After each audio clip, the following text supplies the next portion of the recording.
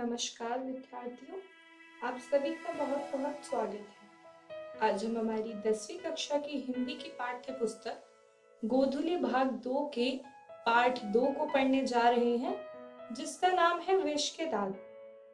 आइए देखते हैं आज के इस अपने वीडियो में हम पाठ के बारे में क्या क्या पढ़ने वाले हैं। तो सबसे पहले हम देखेंगे पाठ्यांश का प्रसंग, यानी कि जो पाठ का अंश हम अपनी आगे वाली वीडियो में पढ़ने वाले हैं उसका प्रसंग, यानी कि हम पाठ के बारे में क्या क्या पढ़ेंगे। तत्पश्चात हम पाठ्यांश की व्याख्या करेंगे, अर्थात उसका मतलब समझकर पाठ का वर्णन करने की कोशिश करेंगे। तो चलिए शुरू करते हैं अपना आज का वीडियो पाठ्यांश के प्रसंग के साथ।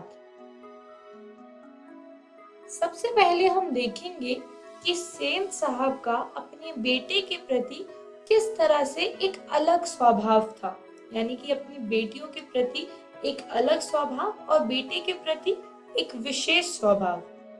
इसके बाद हम पढ़ेंगे कि गाड़ी को लेकर कैसे एक विवाद हो जाता है, यानी कि एक लड़ाई होती है गाड़ी को लेकर।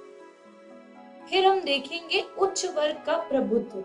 इसका मतलब है कि किस तरह से उच्च वर्ग के लोग निम्न वर्ग को दबाते हैं, ये हम कहानी में देखेंगे।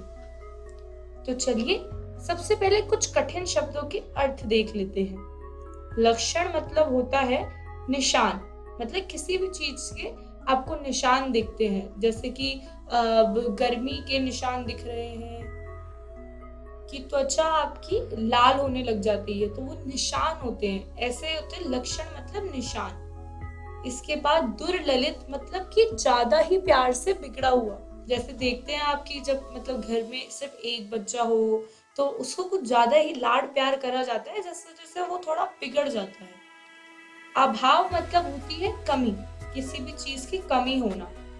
दूरंदेशी यानी कि आगे की बात सोचने का गुण, यानी कि भविष्य में क्या होने वाला है ये बात पहले ही सोच लेने का गुण, इसे हम कहते हैं दूरंदेशी। चलिए अब हम पाठ्यांश की व्याख्या देख लेते हैं।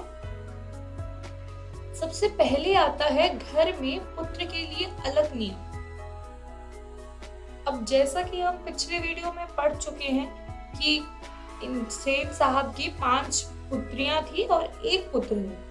तो होता क्या है कि घर में लड़कियों के लिए सेन साहब अलग व्यवहार रखते हैं और लड़के के लिए अलग, मतलब कि शिक्षा भी लड़कियों की अलग है और लड़के की अलग। लड़के के लिए हर चीज विशेष है।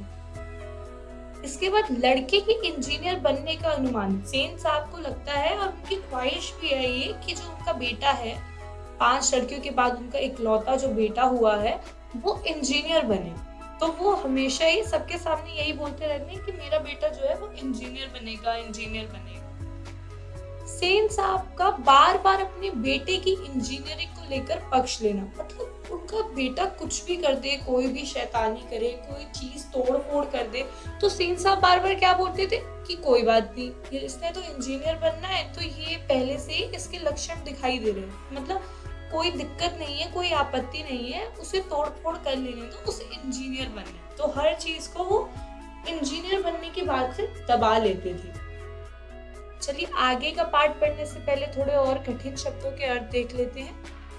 होनहार का मतलब होता है काबिल, शिष्ट यानी कि सभ्य, प्रच्छन्न मतलब छिपा हुआ। अब देखते हैं आगे कहानी में क्या हुआ। ड्राइंग रूम का वाक्य, इसका मतलब है एक दिन सेन साहब और उनके कुछ दोस्त बैठकर ड्राइंग रूम में गपशप कर रहे थे, मतलब ऐसी नॉर्मल बातचीत चल रही थी। तो सेन साहब बार बार बातें दोहरा रहे थे कि मेरा बेटा तो अभी से मतलब छोटा है, तब भी देखो इतना होनहार मालूम पड़ता है, ये तो बड़ा होके पक्का इंजीनियर बनेगा। वो बार बार मतलब इसी बात को दोहराते रहते थे कि वो इंजीनियर बनेगा, इंजीनियर बनेगा। तो इतने में क्या होता है कि उनका एक दोस्त जो है वो बोल देता है कि मैं तो अपने बेटे को एक जेंटलमैन बनाऊंगा, बाकी जो भी बनना है वो उसकी अपनी मर्जी है।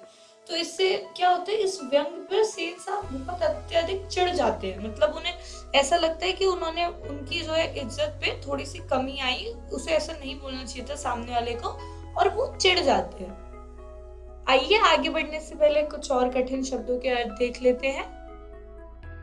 शोफर मतलब होता है गाड़ी चलाने वाला, ड्राइवर जिसे आप बोलते हैं वही, उसी के लिए उपयुक्त शब्द है यहाँ पे शोफर।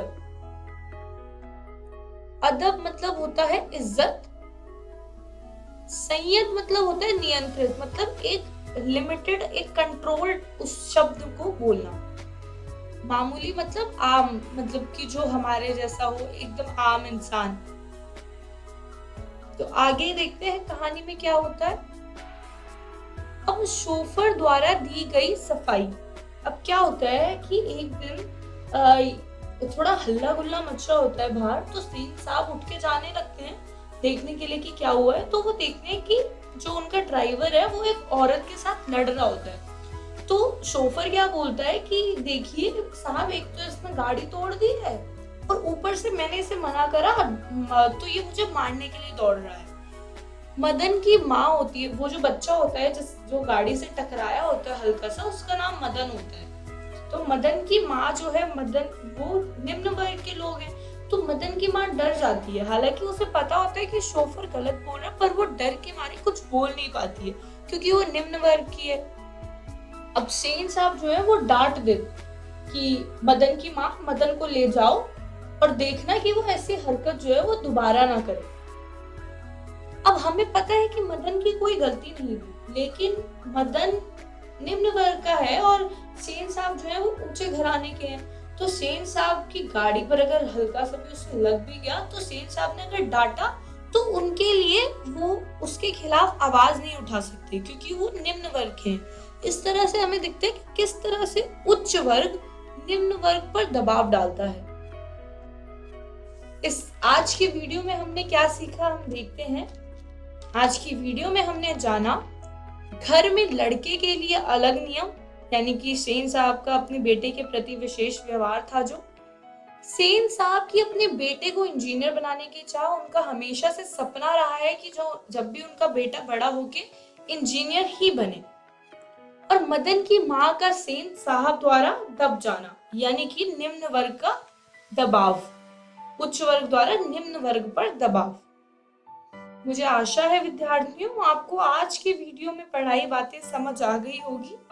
घर जाकर पाठ दोहराइएगा और साथ ही साथ अगली वीडियो देखने के लिए शेष पाठ पढ़कर आएं, ताकि आपको आगे की पाठ व्याख्या अच्छे से समझ आ जाए।